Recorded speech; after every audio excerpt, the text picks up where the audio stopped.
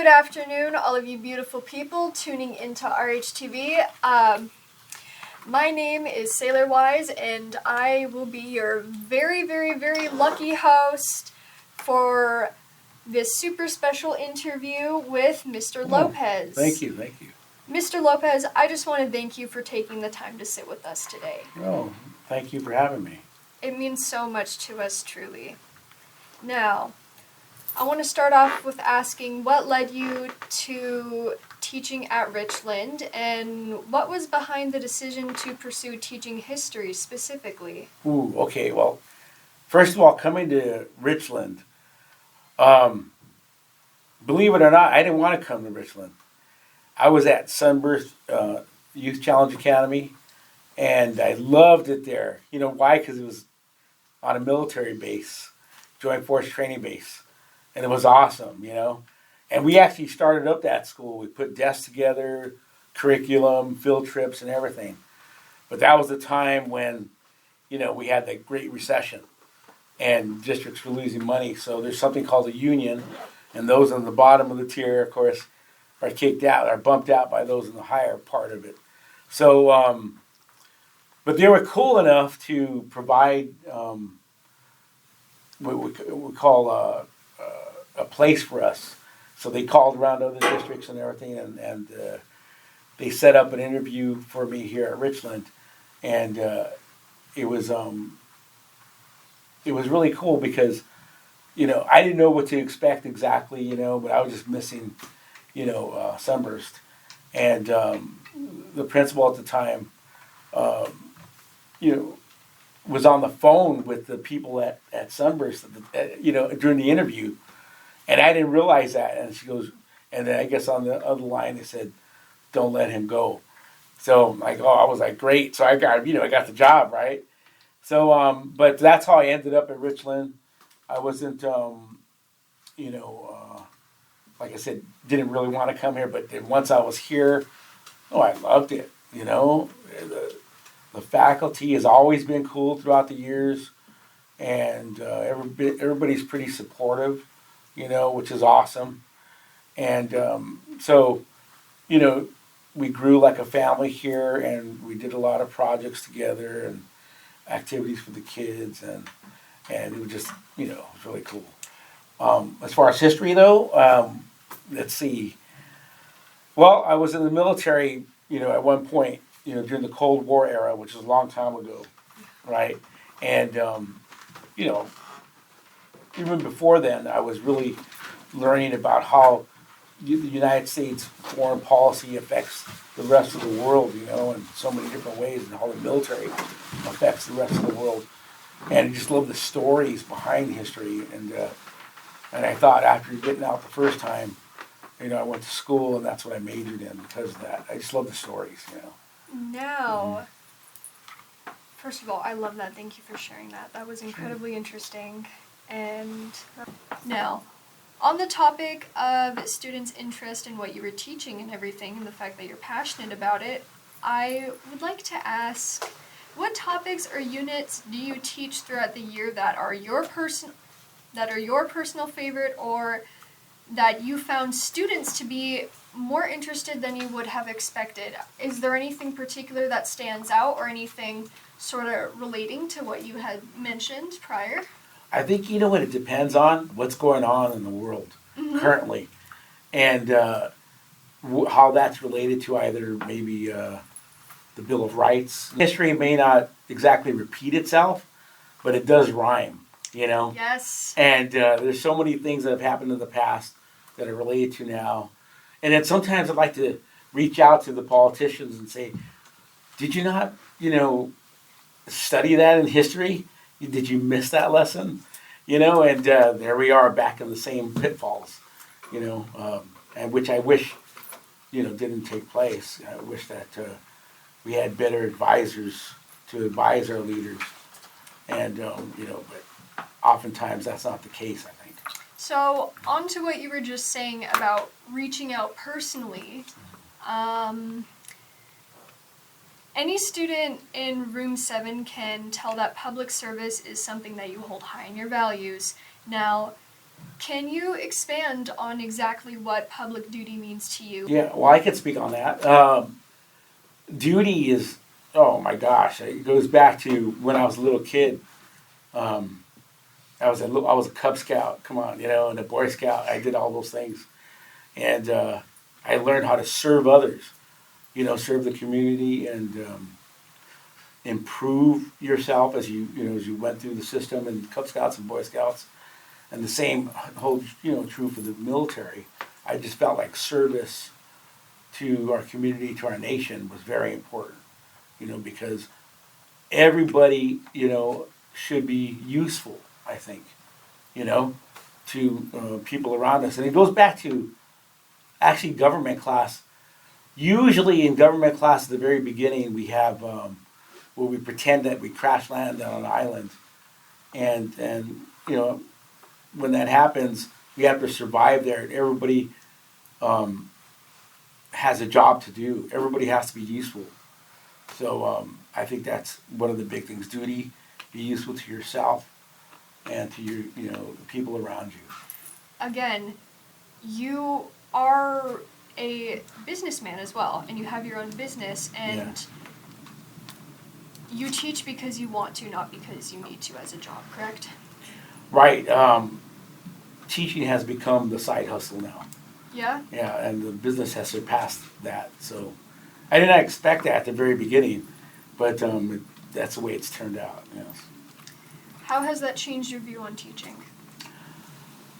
Well, I think it's in business I've learned so much because I've made a lot of mistakes as I've gone through business and have made different relationships with other businesses, and I found out what they're looking for, in the students that the high schools are producing, and do we have a lot of work to do? Of course, there's quite a bit of work there.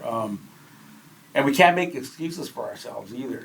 We just have to, be able to build upon that. But business, of course, is it's taught me a lot. It's taught me how to, not give up. That's oftentimes you run into so many problems, issues either with personnel, or electronics not working the way you want them to, or clients who may not exactly give you the intent of as to what they want. And that becomes difficult, to work with that. So there's always problem solving. So many problem solving, points come up. So we could, have our students learn how to problem solve. I think that'd be a fantastic thing. Now, what advice would you give to students who are looking to be a business owner one day? What does being a business owner mean to you? It means providing for the community, ways in which to improve our lives, I think, One is safety and security, that's number one. And then working from there to, solve issues within our community. It could be something small, It could be just like, hey, that's a dangerous intersection over there. What could we do to change that, On to learning from what could be considered simple experiences. You started the Richland Hiking Club. What do you hope the value of this club is to students? Well, I want them to realize that there's much more than just, Lemon Street and, downtown Chapman. If you look up, oftentimes we don't look up or outward. We tend to look down at the ground and other vehicles and people around us, but looking up and out is very important. There's so many things up there to separate yourself from your norm and then move away from it a little bit. Helps you, it gives you a different perspective. And you're able to see nature and see how nature, I guess, lives its life out there and is able to survive. And just to see that, to see the beautiful pieces of nature is something that all these students should be, getting out there and seeing, And oftentimes, hiking for me, and when they've had problems in the business or whatever that might be, just separating myself, getting that different perspective, giving time away from that and seeing nature and, your brain, it gives that brain enough time to really think about that issue and solve it and come back to what you need to do. And on to the aspect of nature and curiosity. What's your favorite sandwich? Ooh, well, you know what? This is tough because I love burgers, man. A good burger, come on. You can't, or a good steak and cheese sandwich. That's good too. On to branching off your prior mention of being in the military, would you be willing to share a funny story from the time you've been for... Ooh. Would you be willing to share a story from your time serving in the military? Any lifelong friends that you've enjoyed a laugh with? Any sort of positive perspectives on relationships and bonding with people? Ooh, well, I could say this. Funny stories. Oh my gosh, I have to make it appropriate. So I'm going to think of one. Oh, please elaborate. Please tell us some funny stories. Well, I do remember being this one. There was a guy in my squad. His name was Charlie Brown. He was from Ireland, and I also had another guy, Smith, last name Smith, UK guy.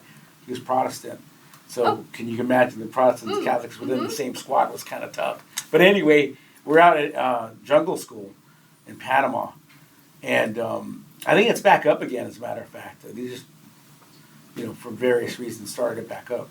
But we're out there and we're going through the swamp, and I remember him being behind me at the time, and all I heard was like a plump, and I turned around and I could just see his head sticking out, like he went and hit a hole or something in the swamp, and I had to turn around, and we're supposed to be tactical at this point, but come on, this was funny, we had to hold in our laughter or whatever that might be, but pulled him out and just to see him plump down there, it was kind of funny. How do you think you felt about the swamp smell? Oh, we were all dirty and smelly, so it didn't matter, What do you hope your legacy will be after you leave Richland, and what do you hope students may take away from their experience with you in room 7? Ooh, okay, let me see if I can unpack that a little bit. Legacy, I just want the students to know that, because I've always talked about this, is that if you can think it up, do it. Go out there and make it happen, And it may not be exactly how you imagined it, but it's going to work out to something that could, really help yourself or somebody else. So if anything, go out and try it. Go out and do it. Work as a team. Make it happen. There should be no excuses, as far as not trying something. Just go and do it. People will benefit from it. Right? And that's one of the biggest things. And retirement, ooh, let's see. Mr. Tamika's retiring soon, and it makes me think about it, Yeah. And we're gonna miss him. But I might stick around a year or two more. We'll see. It depends how the business is affected. Businesses, as you may know, AI is having a big influence on what businesses do. In the near and far. Mm-hmm. And I may have to pivot a little bit in order to stay relevant. Mm-hmm. But yes, think it up, do it, give it a try, and make it happen. I sincerely respect you, and I sincerely respect how much you care about your students and how much you care about teaching and the reason why you teach and the reason why you chose the subjects that you teach. And maybe not if everyone realizes it yet, because again, teenagers, no matter what, everyone's gonna take something very positive out of your classes. Thank you. Now, Mr. Lopez, I'm afraid our time is up, as we've got other programs to show, but I cannot express how much I appreciate the experience of interviewing you. It seriously was very special. Thank you. But we're very glad to have you on the show, and thank you for being here and joining us. Thank you so Now, much. back to the regular scheduled programming.